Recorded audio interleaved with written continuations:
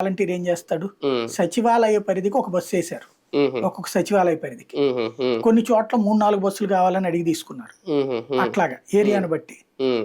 దాన్ని బట్టి ఉందన్నమాట. అవును. టోటల్‌గా చూస్తే ఒక్కొక్క ఎమ్మెల్యే దాదాపుగా 3000 వెహికల్స్ దాకా మూవ్ చేసినట్టయింది.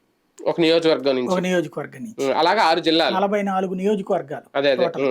అదే ఆ 6 జిల్లాలు. రేంజ్‌లో ప్లస్ ఇక వెహికల్స్‌ల మీద ఇప్పుడు ఒకటేంటంటే మొదటి దాంతో పోల్చుకుంటే రోజు పోయే కొద్దీ కసి పెరిగింది ఆళ్ళలో. అవును. ఒకటి హ్మ్. ఎప్పుడైతే విపక్షాలని ఒక్కటైనయి అన్నప్పుడు హ్మ్.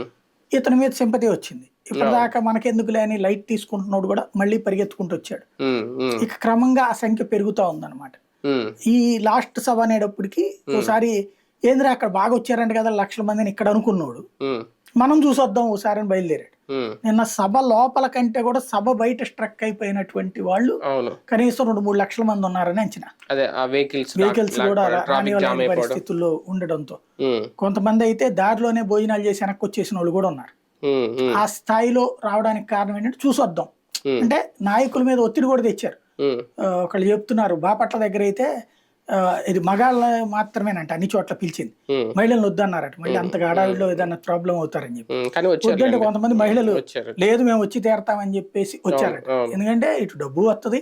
రెండో హ్మ్. పక్కన చూడాలి ఏందో ఆ హ్మ్. హంగామా హ్మ్. హ్మ్. అనేటువంటి ఒక ఫీలింగ్. హ్మ్. కాబట్టి ఆ లక్షలాది మంది అన్నటువంటిది అక్కడ కనబడింది. హ్మ్. ఆ ఇంపాక్ట్ కార్యకర్తల మీద సైకలాజికల్ ఫీలింగ్. హ్మ్. అంటే ఇప్పటిదాకా మన పని అయిపోయింది, అయిపోయిందని రోజు పేపర్‌లో చూస్తున్నోళ్ళు, ఈనాడు, జ్యోతి చూస్తున్నోళ్ళు. ఎందుకంటే సాక్షి ఈళ్ళు పెద్దగా చూడరు. అదే. అవును. ఈనాడు, జ్యోతి చూస్తున్నోళ్ళు అయిపోయింది